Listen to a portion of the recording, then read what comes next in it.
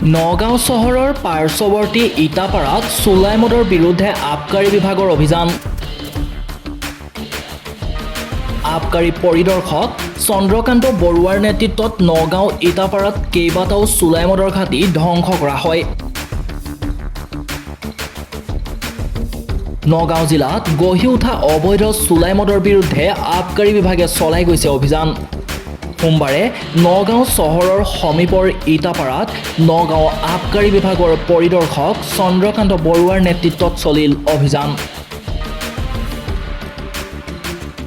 এই অভিযানত কেইবাটাও অবৈধ চুলাই মদৰ ঘাটি ভাঙি তছনছ কৰে আবকাৰী দলটোৱে। অৱশ্যে আবকাৰী দলটো অহা গম পাই পলায়ন কৰে চুলাই মদ প্ৰস্তুত কৰা ব্যক্তিসকলৰ লগতে গ্ৰাহক।